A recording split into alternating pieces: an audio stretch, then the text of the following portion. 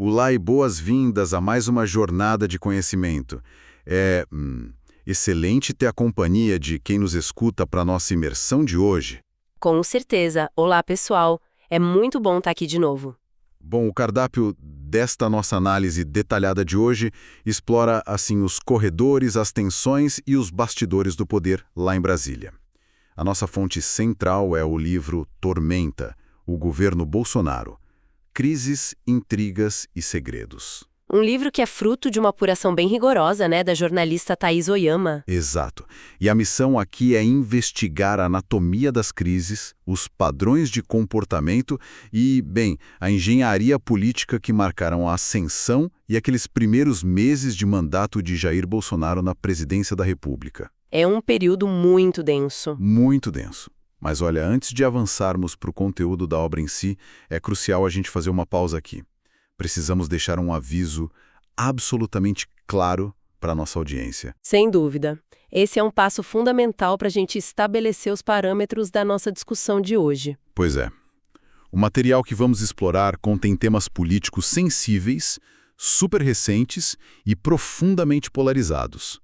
Por isso, a gente declara aqui, de forma expressa, que nós não estamos tomando partido. Nenhum. Não há viés de esquerda nem viés de direita nesta mesa. Nosso papel não é endossar as opiniões da autora e tampouco validar, condenar ou julgar as atitudes dos personagens políticos que a gente vai citar aqui. É o nosso compromisso com a informação nua e crua, sabe? Nós atuamos estritamente como relatores imparciais. Perfeito. Vamos expor as informações, as histórias e os fatos exatamente como eles estão lá, contidos nas páginas do livro. Isso garante que quem acompanha esta análise tem acesso ao conteúdo da fonte de forma neutra, objetiva e analítica. E o objetivo é justamente fornecer esse contexto, dar os dados para que cada pessoa que nos ouve tire as suas próprias conclusões sobre esse período histórico. Certo, vamos desempacotar isso. E eu quero começar por um contraste incrível que o livro já apresenta logo de cara no prólogo. A narrativa nos leva direto para o ano de 2015, lá no plenário da Câmara dos Deputados. Uma época em que o cenário era outro. Totalmente outro. A cena traz o Jair Bolsonaro conversando em voz baixa com um amigo e colega de plenário, o Alberto Fraga, que era apelidado de Pancrácio. Ambos integravam o que eles chamam de baixo clero, e habitavam aquele precário anexo 3 da Câmara, que era conhecido nos bastidores como Carandiru. Uhum. E aí, após 7 mandatos sem grande projeção legislativa, o Bolsonaro vira para o Fraga e revela que está cansado de ser irrelevante ali. Ele diz que vai tentar a presidência da República. A reação do Fraga é ótima porque ele sugere que o amigo tente o Senado, uma aposta mais segura. Exato. Mas a resposta é que se ele fizesse apenas 10% dos votos para presidente, já estaria satisfeito com o resultado. Naquele momento, ele era amplamente lido pelas lideranças como uma figura folclórica, periférica no Congresso. O que é fascinante aqui é observar como a leitura do establishment político tradicional estava completamente desalinhada com as correntes subterrâneas da sociedade. Como assim? É que a ascensão que o livro narra não foi desenhada em gabinetes por grandes caciques políticos e também não dependeu daquelas engrenagens partidárias clássicas. Sabe, a obra demonstra como houve a captura de um sentimento profundo de ressentimento contra o próprio sistema político. Um ressentimento que já estava borbulhando. Mas ignoravam esse movimento, construía-se um canal de comunicação direto, sem filtros, e direto com o eleitorado que também se sentia à margem.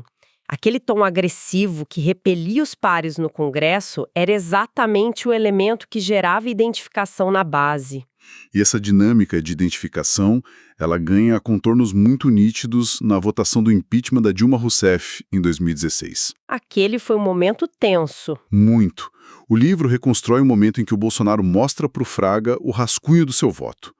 Ao ler que a dedicação seria ao coronel Ustra, o Fraga avisa imediatamente que aquilo ia dar problema. Mas ele ignorar o aviso? Totalmente. Ele ignora e profere o voto no microfone. A autora descreve a reação lá no Palácio da Alvorada, com um silêncio absoluto tomando conta da sala, enquanto o nome de Ustra ecoava na televisão. Se conectarmos isso ao panorama geral, percebemos que o livro documenta uma transição na própria natureza do debate público brasileiro. A política deixando de ser sobre consenso, né? Isso. Ela passa a adotar a lógica do choque, do espetáculo. Atitudes extremas como essa citação no plenário naturalmente causavam repulsa nas instituições tradicionais, mas, em paralelo, funcionavam como um catalisador de lealdade numa base que estava radicalizada. O choque virou métrica. Perfeito! O choque passou a ser interpretado como uma métrica de autenticidade por uma parcela do eleitorado que estava insatisfeita com o status quo. A transgressão daquelas regras não escritas do decoro virou, na verdade, um baita ativo político. O que nos leva ao momento em que a retórica de campanha encontra a realidade da liturgia do cargo. A posse. A transição, na verdade. Já eleito, ele faz aquela visita ao Michel Temer no Palácio do Planalto e o Temer organiza uma recepção cerimonial grandiosa com guardas paramentados e entrega uma caixa de veludo azul contendo as chaves da transição. Todo um peso institucional. E quando Temer aponta para o púlpito e o chama de Excelentíssimo Senhor Presidente da República, o livro relata que Bolsonaro caminha de forma rígida.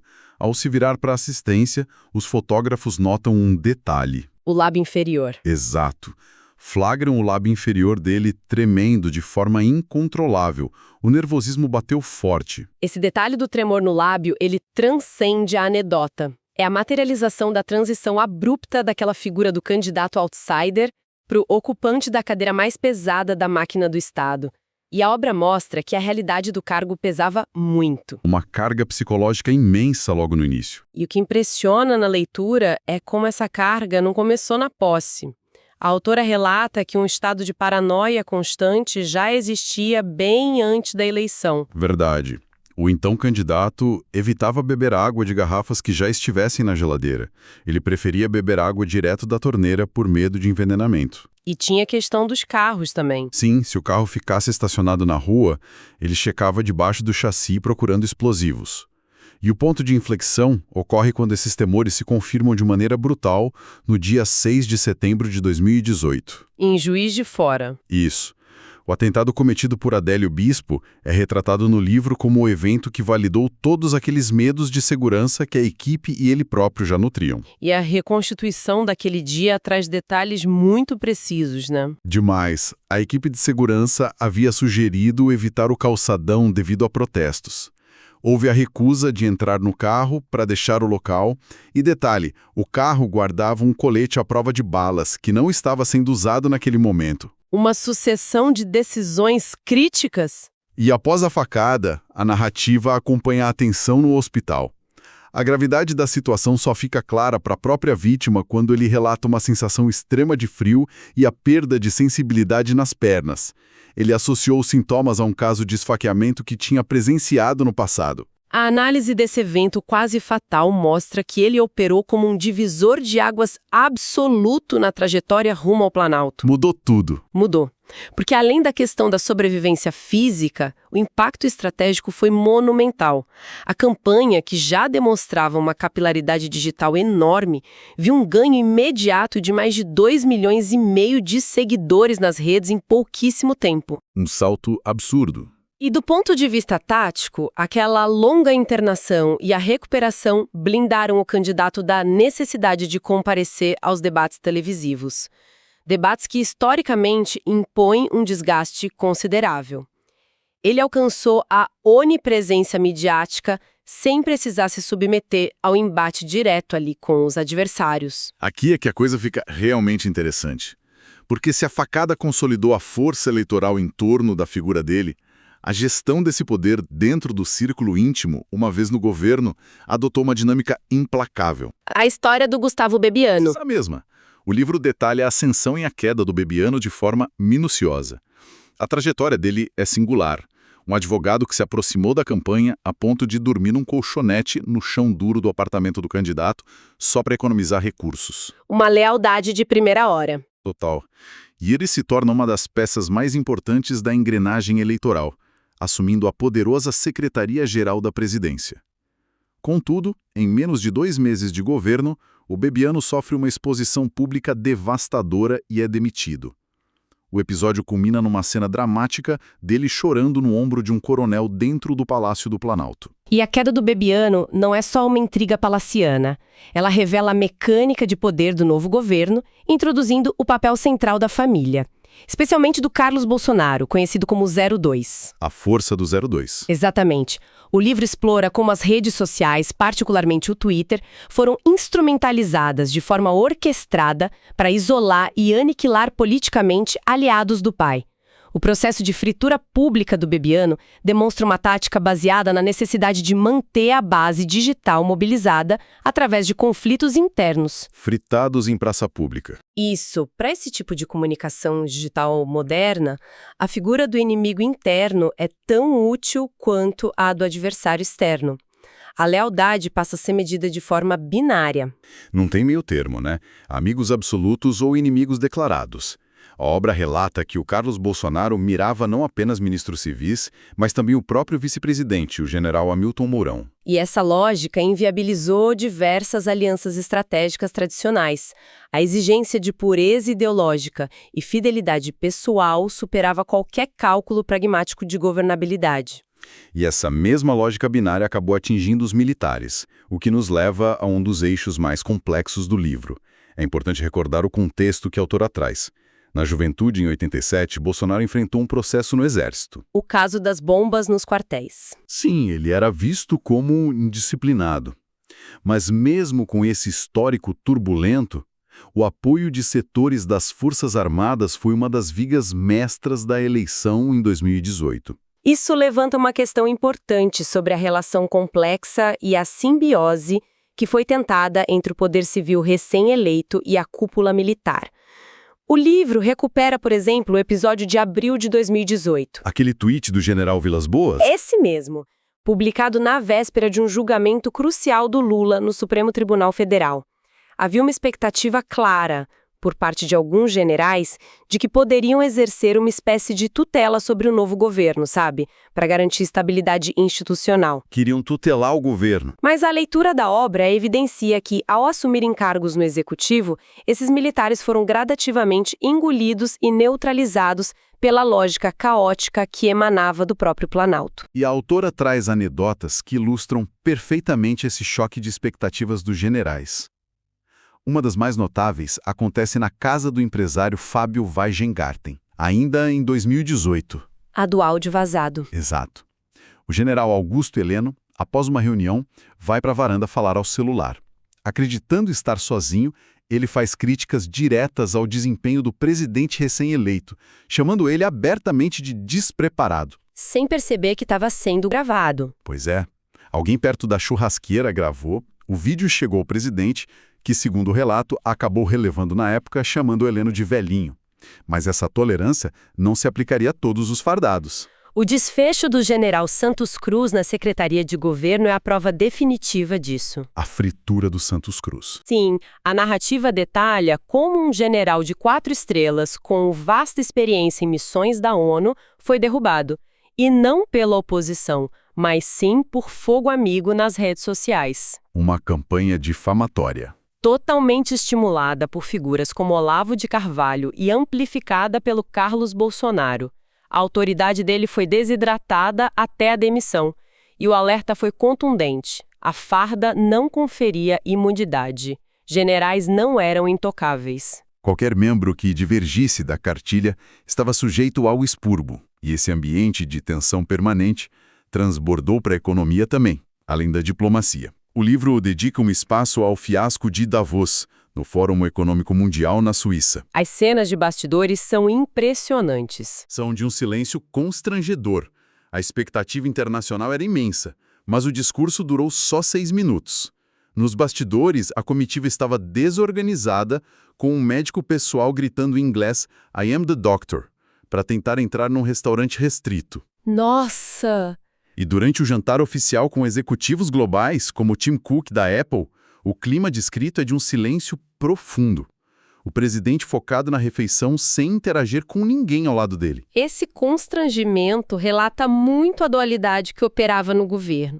Se por um lado a ala ideológica gerava ruídos internacionais, Por outra, havia uma aposta na equipe econômica. O famoso posto Ipiranga. O Paulo Guedes. Ele representava esse contrapeso, a promessa de reformas liberais, mas o próprio pilar da economia também tinha seus momentos de explosão. E como a autora reconstrói em detalhes a ida do Paulo Guedes à Comissão de Constituição e Justiça, a CCJ, para defender a reforma da Previdência.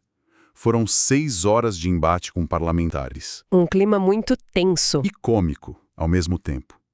O clímax ocorre quando o deputado Zeca Dirceu acusa o ministro de ser leão com os mais pobres e tchutchuca com os banqueiros. A reação do ministro é imediata, fora de qualquer decoro. Ele explode no microfone gritando: "Tchutchuca é a mãe, tchutchuca é a avó." E a sessão é encerrada aos gritos. Por que isso importa?